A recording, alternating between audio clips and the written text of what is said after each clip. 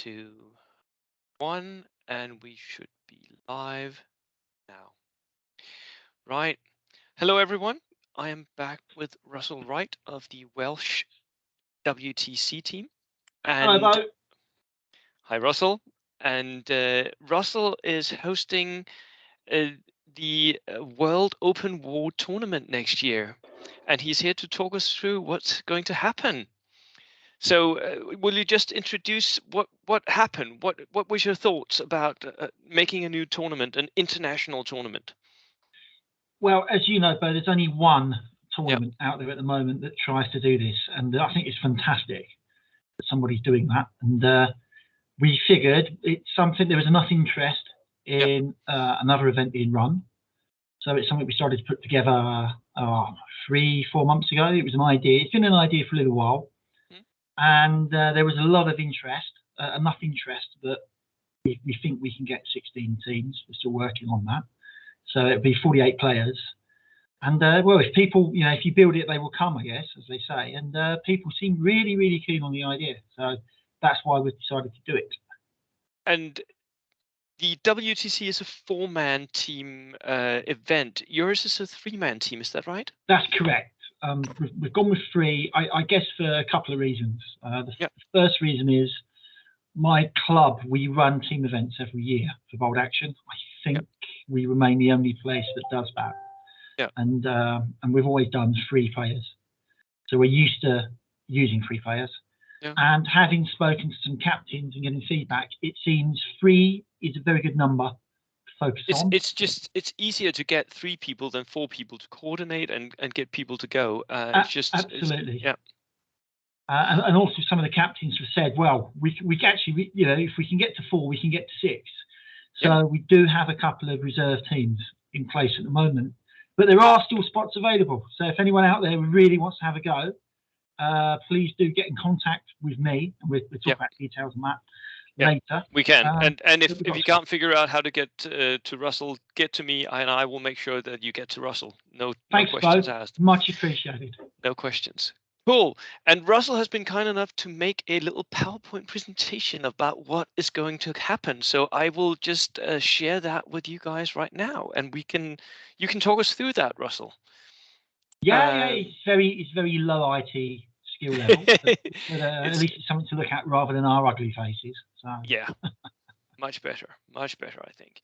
Here we go, and I'm just going to do the from the top. So right now you have quite a lot of teams signed up here. This is the sign up so far, or we actually have 18 teams, not 18 the 16 teams. up there. Yeah, we have a couple of others that are in discussion. Not all of them are. Some of them are, I would say, are 95% locked in.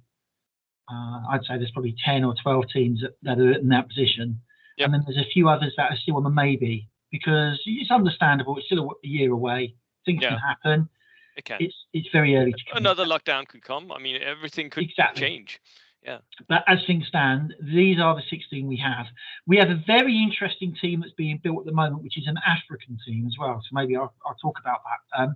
Not South African, but African. African team. Cool. Yeah, which would be maybe Moroccan, Algerian, but some players from North Africa that we know. So that would be amazing. To do that. But the 16 teams up there are the teams that are currently signed on, as it were. So it is flexible. The other thing to add is I've put them into groups at the top, and then there's another set of groups, so I can explain how the tournament will run. So it makes it a bit easier to explain how it will run. So that would be 4 teams per group that you would run, and these are example groups. These are not like the first these aren't draw. These are just like thrown in. Absolutely. So would you meet all the other teams in that group? That's correct. Yeah. It's just think of the Football World Cup, FIFA World Cup. Yeah. You will play every other team in your group. So, for example, if we look at let's look at Group C, your group. So Denmark in there. Scotland 2, the US, and Italy. And Italy. So that could be the draw. Every place is going to be seeded as well. I know that is going to be controversial. It is a bit, but we're trying to do going that on fairly as possible. from two double WTCs, I mean, we can sort of start seeding a little bit, can't we? Yeah, and I've kind of made a suggestion there to start with. You have to forgive me. I've just realised I've got 2 Scotland 2s in there, and obviously you are in with Scotland, not Scotland. Doesn't 2. matter. They're just examples. Yeah, you know what I mean. So Denmark, Spain, kind of England and Wales. One I've put in as A seeds because why wouldn't I? I know Manuel will be annoyed. Yeah, he will. Yeah, good. But that sucks. So will Al. But we will try and seed. So the idea would be, say, Group C. You're Denmark, Scotland, USA, Italy. You all play each other. So there'll be 3 rounds of games. And at the end of day 1, we should have 4 group winners and the other guys all lined up, which means on day 2, we go into 4 new groups. And there will be a group final for the top 4 teams. So I just put in the top 4 by seed there. That's not a prediction, I quickly add. No, it's just example teams again. So the seeding would be that so that 2 top teams don't meet each other in the first round, but have a chance of actually moving on and not knocking each other out, right? That's the idea. We don't want a situation which we've seen other tournaments where you may get a group of death, as it were. Not that the groups actually matter much at the other tournament, because it seems to be like it's what's the word, Swiss pairing after the groups are played. We're not doing that. The groups matter. You have to win your group on day 1. If you do not win your group on day 1, you cannot win the tournament. No, but you can win your second group. Yes. Which is where it becomes really interesting, because what's the thoughts here? You have a final group, we have a challenger group, you have a battle group, and the wooden spoon group. That's correct. What are you doing with that?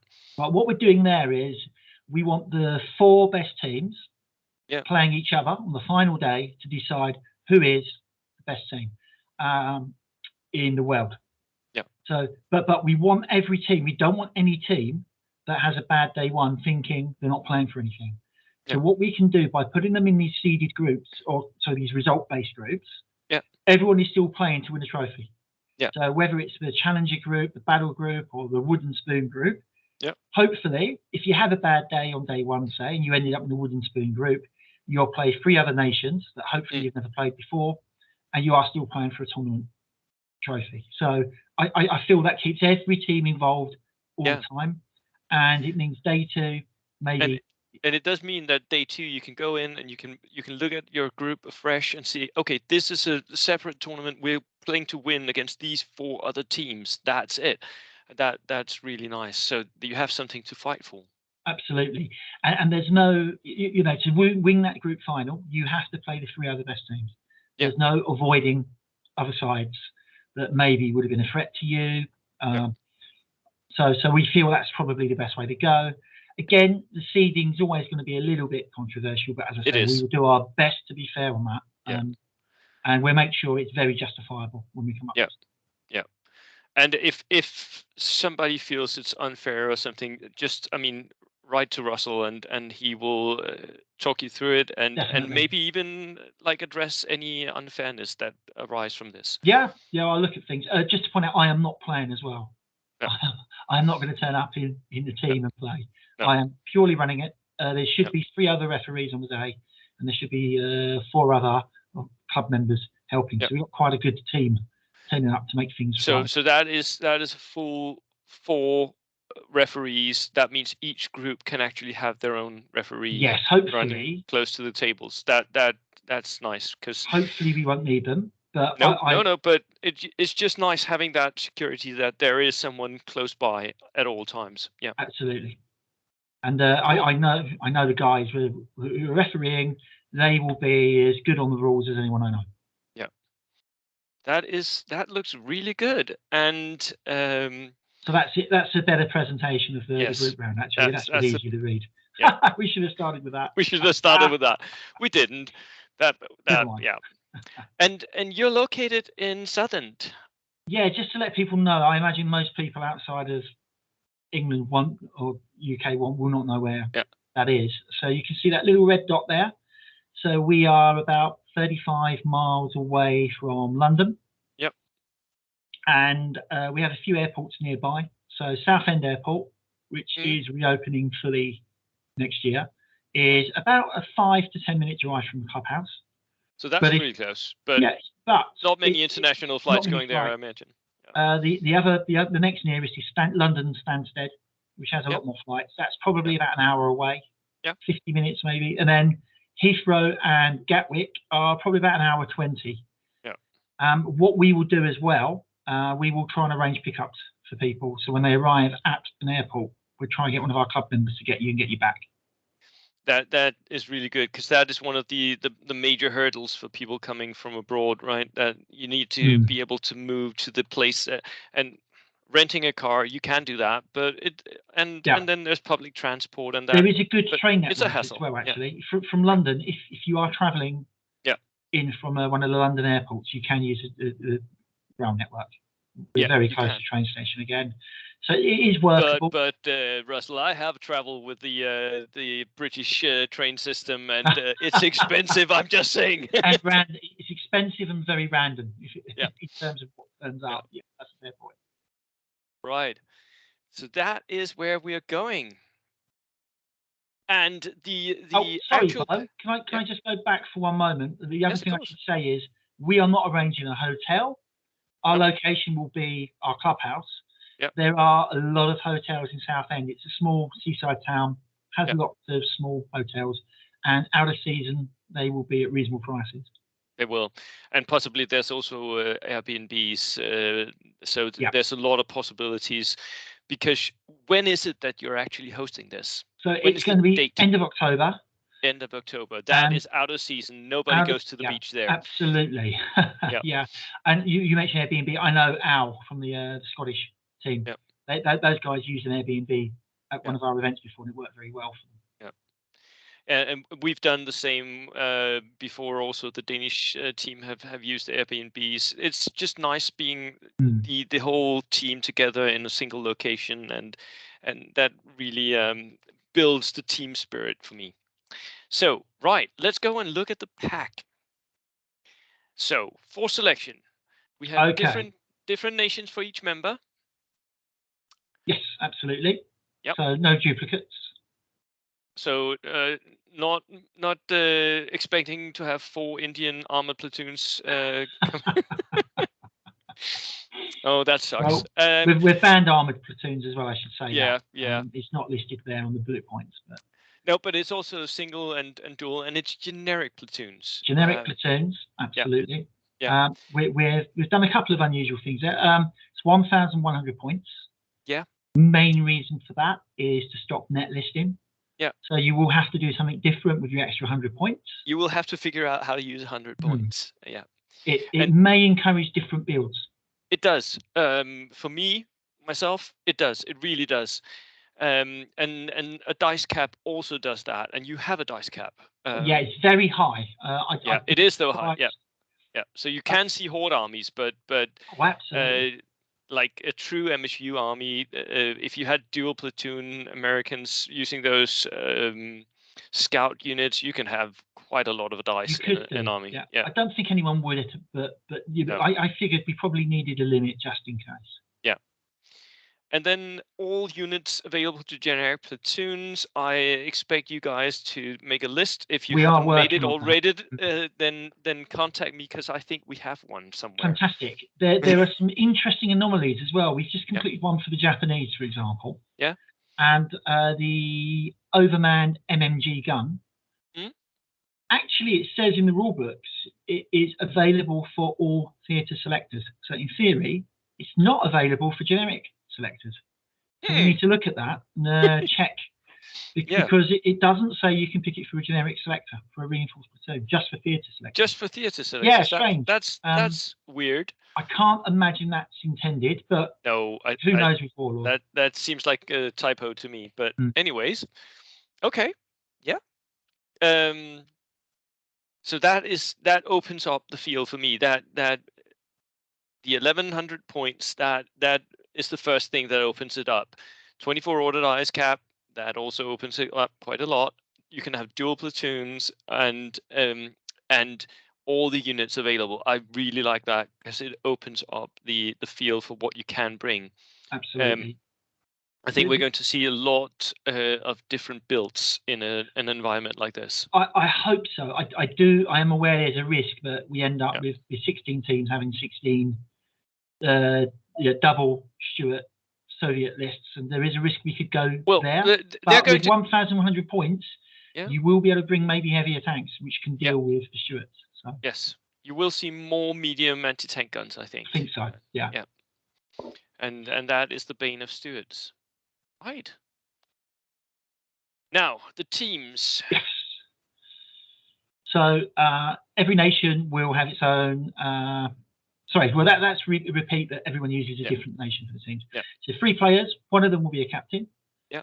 Non-player members are welcome. Just make that clear. I know there was some controversy at WTC over that. I do not understand why they want anyone else in the room. It's a matter of I talked to Dave about this for the WTC. I can't remember what it was, but they had very specific, like, we can't have this because it doesn't work. It's something to do with not everyone being on the same level and some people being able to talk, like having a coach during games. I don't know. Anyways, so you will allow non-playing members. Yeah, absolutely. I spoke to the American team in particular. So if they came over with, say, 4 people, so the 3 player and one of them is coach or building member, absolutely fine. Don't see any reason not to let them in. And be honest, I'm not concerned by coaching in a way. Me neither. You've meant to have 3 of the best players in your nation playing. I can't imagine there's much you can add in coaching to support them. There shouldn't be. If they're coachable, it's kind of maybe the wrong person. So I'm kind of quite relaxed about that. And this also opens up for quite a lot more of media coverage. That was one of the things that really bugged me about the last WTC, because if you had extra members, they could take pictures, they could do videos, they could do streaming. All of that could be done by those extra people at the event if it's not done by the organizers themselves. Absolutely. So, we will have a professional photographer and filmer at the event to record it. And we have an open invite to Warlord, who I do expect to attend. They have always attended our events, and I'm sure they'd love to come along and support us. And but we're getting to that as we have more and more people available to play. More details. Other thing I just want to flag there as well. This is more of the issue on how the draw works, but there will be no repeat games. So if you come to the event, you will play 6 different opponents. You won't play same opponent twice. We're keeping the home nations, so that by that I mean England, Wales, Scotland, separate from each other as far as possible. And if you bring 2 teams, you will not play the other team. Okay. So you're not coming all the way over from Germany to play. Even if you end up in the same pool on the second day?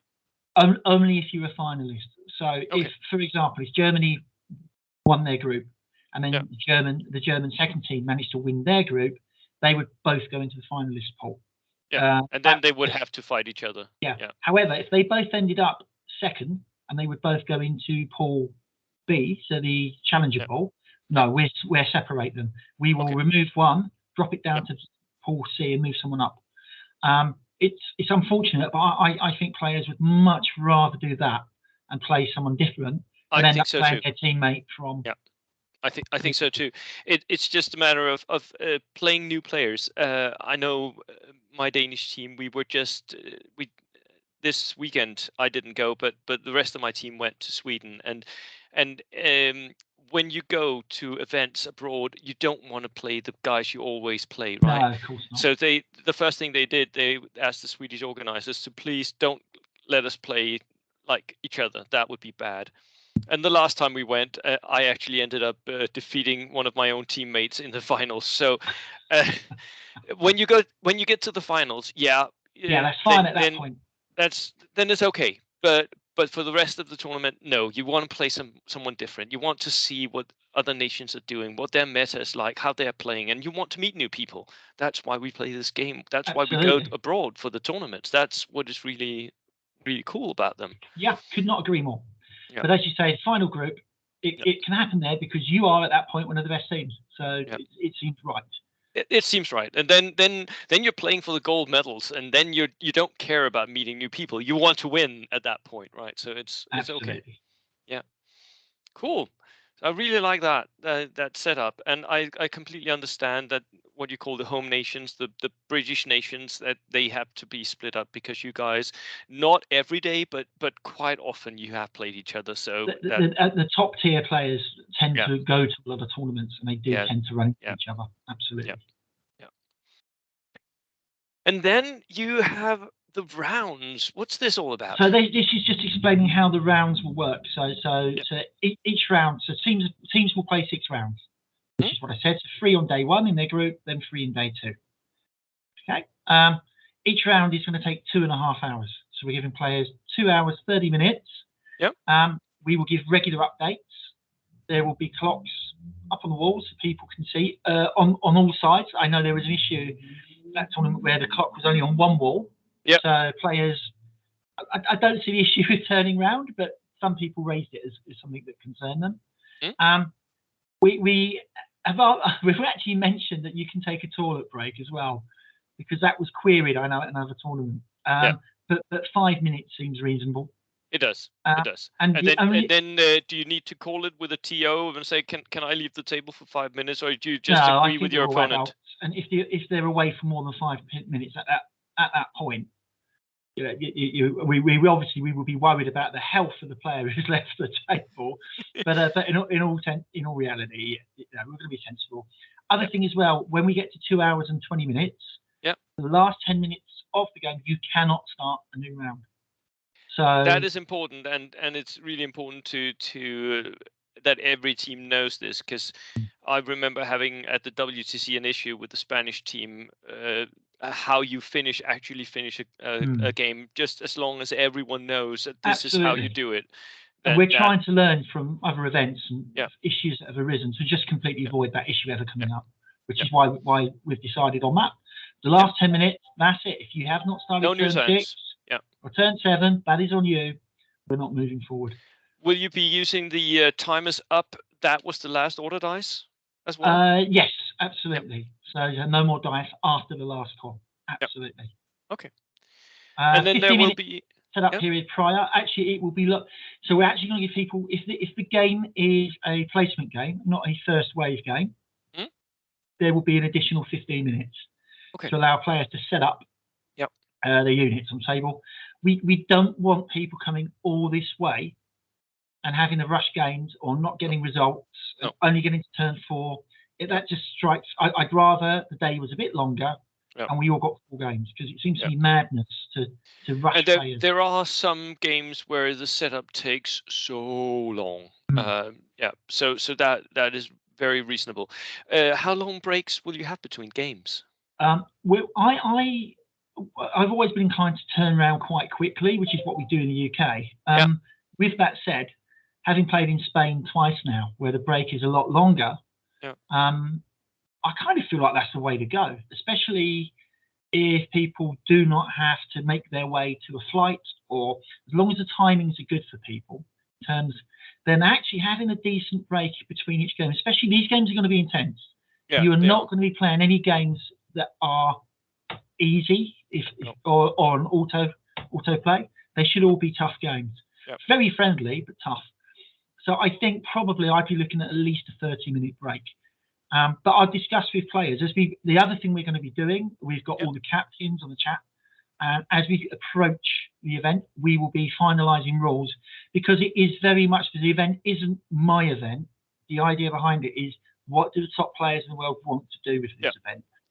And they may end up doing things I don't like, but if it suits them, then I'm not playing. So we go with what works for them. Okay. That is very reasonable. Right. Cool. That's the round. Yeah.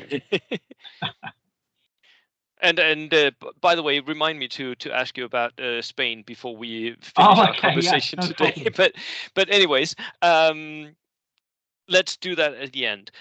There will be updates at the hour, the 2 hours, and 5 minutes remaining. Okay, that's cool. Players will get constant time updates. There'll be non-player members there as well. So if you want the coach who's telling everyone you've got 5 minutes, or I have no issue either with a coach Yeah. saying we need a draw or we need a win or Yeah. advising Yeah. the player whether Yeah. he needs to take the shot. It makes Okay. for the event.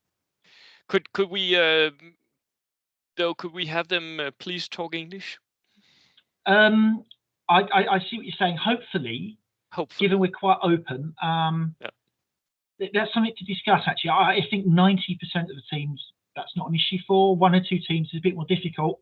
Yeah. I don't want to penalise players for not having any English. So No, I do understand why I you agree. asked that. Yeah. But It's just particularly the poor English team, they will probably struggle with their English compared to most of our European cousins. So I don't want them suffering for that. No. We wouldn't want to penalize anyone from Northern England or anything. No. Okay. Cool. Right. And here we have an overview of some of the events that you've done previously, Yes, which is sort of an introduction to what you were thinking, how the tables could look. Exactly. So this is the clubhouse. It's a small portion of the clubhouse. Yep. For the event, we will have 24 tables available to us. Yeah. Actually, 26. We have 2 spare tables. So we are able to accommodate everyone. That's the kind of style of how the tables will look. Okay, it's not a 4-star hotel, but what it is an actual games club that is 24/7 owned and controlled by the club, SSWG, Southampton Sea War Games, 100% dedicated to wargaming. Yep. We will spruce it up a bit. It'll be a bit tidier than usual, but that image there is a pretty good indication of what the playing will be like, and also an indication of what the tables should look like. Yeah. So lots of terrain. We're going to be make sure there's lots of terrain being used. It will be thematic. So the tables will look like something. Like they will look like what they're meant to be. And they will be different as well. There will be a real attempt to make sure tables are different, and we'll explain why that's so important maybe on the matchup section. Yep. So that's a good picture there. You can see it's a really good picture, and it really shows how you're going to end up next to each other, how much space there's going to be. And there is some set off space near the players, I can see. Yeah, there is. We've got side tables. So the classic issue with trays. The chairs that we set out, you can actually see quite well in that picture there. The chairs tend to be used as for trays. The club itself has lots of trays. No one needs to bring trays. We provide those. It's the last thing you want to be pushing into your baggage. Not in my hand luggage, please. Absolutely. And then the other thing we do, those tables there are actually, they are 6 feet, not quite 6 feet, but nearly 6 feet wide. So that's why you can see the guys have got books or tables on the front. They're not actually on the board. It's just because a table. They actually have a little bit. They have a one foot each of space. Absolutely. That's really nice. So there's plenty of room to rest on those tables. The only negative on that means you are playing across a 6-foot table. So if you've got short arms, so you have to reach quite far. Okay. Sure that could be a problem. Yeah. And we will mark out the edge of the table with tape. So don't worry, when you do your 6 charges across a table and you still haven't reached your objective and you're wondering why, because you didn't measure, that won't happen. Because I have heard of that happening at events. It has? Oh, a couple of years ago at the Warlord event, some of the tables were about 54 inches in length, and some players didn't realise. And it was only really on turn 3, turn 4, they suddenly wondered, why am I not yet in this sector? So yeah, it can happen.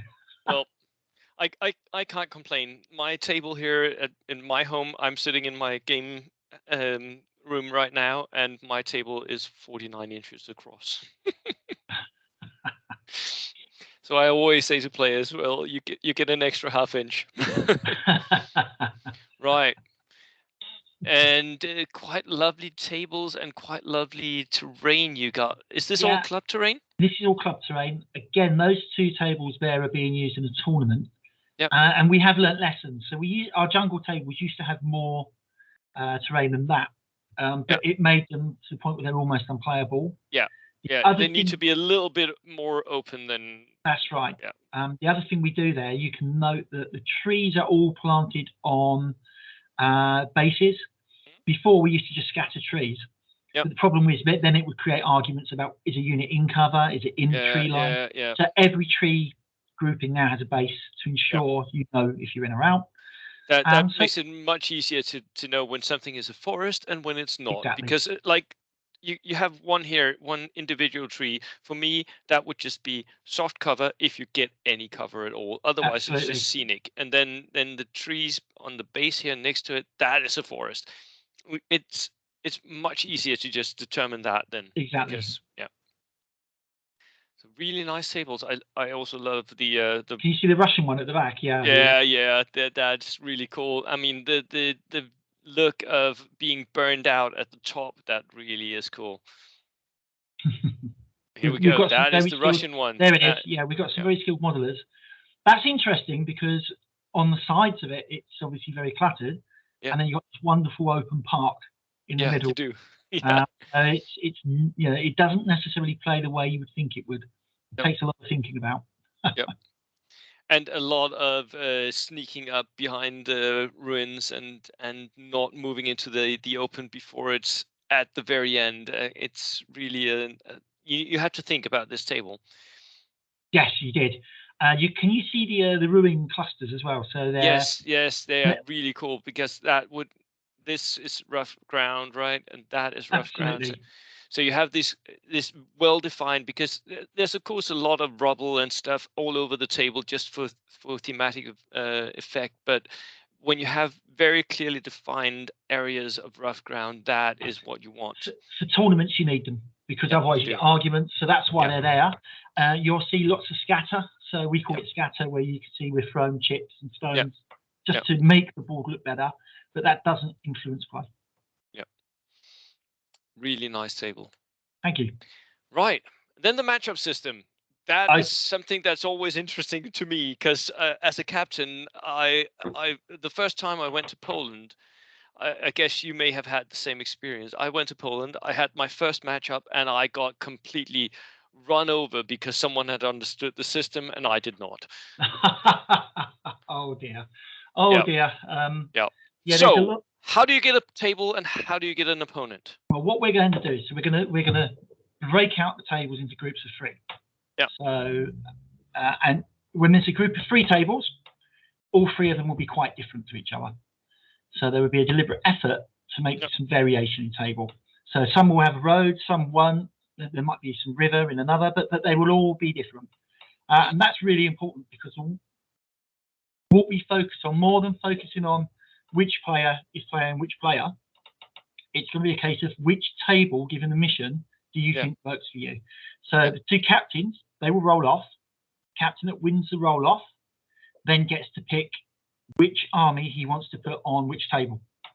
So there might be a table, for example, imagine only one table has buildings, and you have one of your armies is an MLRS span list, lots of Katyushas. You want the table with buildings because you can use those to multiply the impact. So you go and put your Russian list on the table with the buildings. So far, so good. Captain B, who lost the roll-off, now gets to decide which army he wants to fight against the Russians on that table.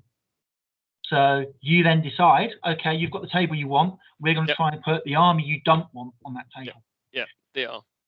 Then round 2, Captain B, of the 2 remaining tables, picks one of his armies. So maybe there's an army he has that's a combat army. He wants lots of cover. He puts it on the jungle table. And then Captain A decides who's going to fight that army on that table. And then the final 2 players will play on the last table. So you do need, we've been running this system for quite a while now. And our events, it's very popular with the players that have used it. They all say it's their favorite matchup system they've seen, because it's not just about army versus army. There's a lot more going on. And with 3 players, you have to think about, well, it's all very well picking this table now here. What is that going to leave me for my other armies? So there's a lot going on. It works really well. Well, I think it does. I'm really looking forward to seeing how this works out, because I am going to a team event here in Denmark in like 1 week, and they have a different system for this as well. So I'm really looking into how these 3-man systems, how they're going to work, how you match up table to player and all of that. I think this system is the best like conceptual idea I've seen so far. I want to see how it works in real life, right? And Yeah, we will. what it forces me to choose. Absolutely. We you know, if you get a chance to practice it, please do, because We will. Oh, we will. yeah. The other thing we do in practice games is I occasionally will set up tables that are more open. Yeah. And I have players occasionally go, oh, this table's a bit open. Yeah. You say, well, wait till you play on a tournament table if you think this is open. But also we want a mix. So there might be tables where actually there are fire lanes of 48 inches. Yep. So if you have got a unit that's got, I don't know, an 88mm gun or something, you'll be going, wow, I can get on the hill. Or the other thing we're going to do, we can only do this to a certain extent because in tournaments it can become tricky. Yep. We will make, where possible, the tables will be as 3D as possible. So we include hills, we include slopes. Yep. There are elements that mean you're not just playing on a flat board. That would be really cool, yeah. But it does need practice, and we will be quite firm on rulings as well, because sometimes players will argue over, well, can I see him real line of sight? What's happening here? And we have to be clear on what can be seen, what can't be. Yeah, and that is where the number of referees come into play. Right, that was it basically. Right. Yes. Thank you so much for no problem. For showing us what you're planning here. And again, anyone who make it a little bit excited about this, please contact Russell or myself, and I will make sure that you get to Russell. And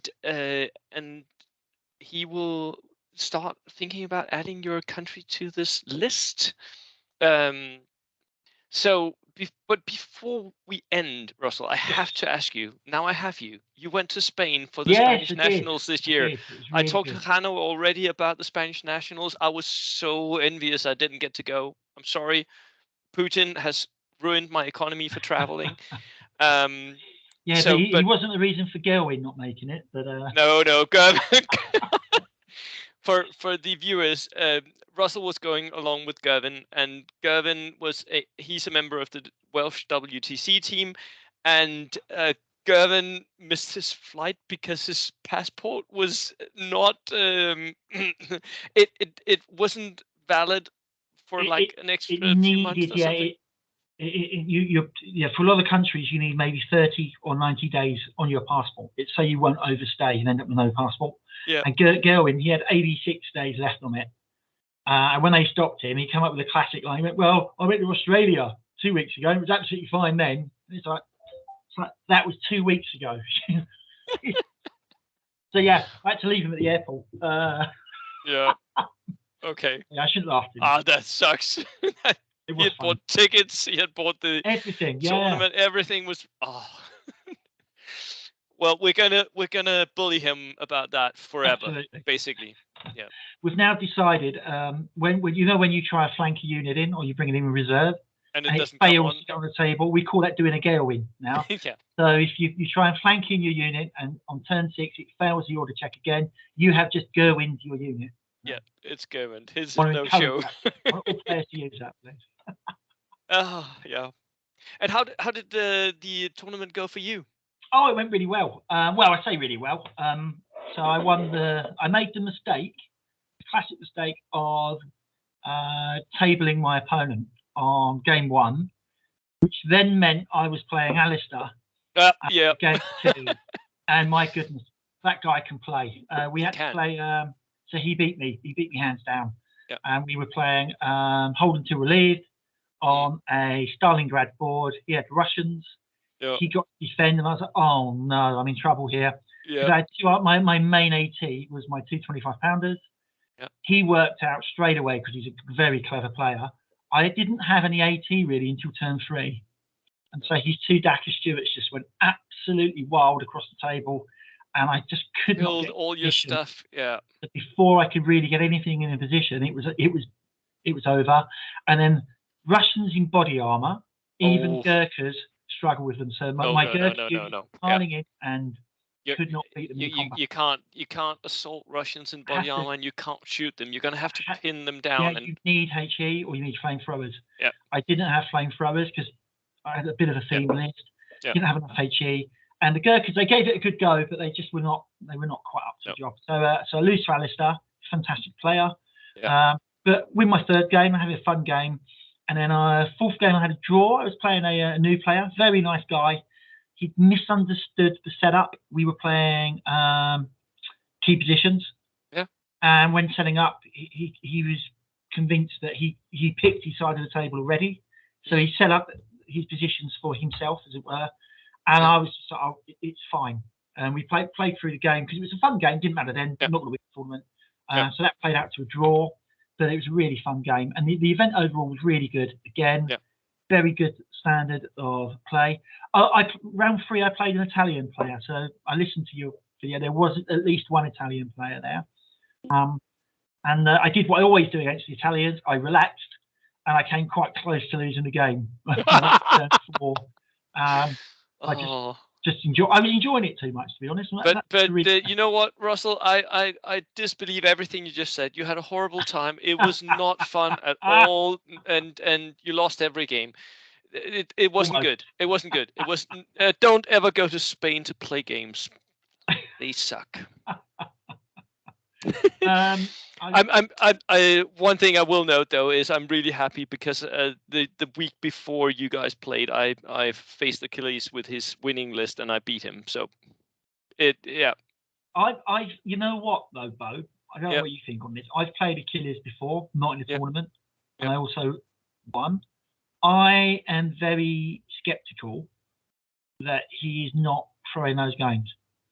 I think there's an element of he's finding out more about you than we are finding out about him by sitting back, not playing the way he would normally play, I suspect, and just seeing what you do. So, don't know what you think about that. Worth thinking on. Worth thinking about. But that is very clever if he's doing that.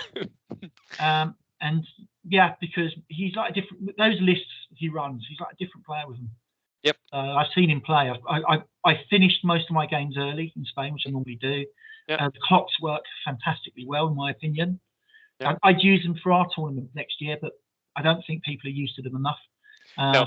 To introduce them to the World Open War, you need to have people be more accustomed to it. I think. Agree, but they are, for me, that once you've used them a few times, it's a no-brainer to use them. Every game finishes on time. And you will make errors. It actually makes for a better game because the clock's against you. You start to make errors. You start to be a little bit stressed by your own time. Yes, you do, and I think that actually makes for a better game. But no, unfortunately, Boat is a fantastic event. Sorry to hear that. Never mind. There was a big event on today as well, actually, South Africa. I know you're following that. So. I am, and right after we're done with this, I am making a video on the results from that. Excellent. I look forward to watching. Cool. Thank you so much for joining me here today. And cheers. Bye. And I will stop recording here.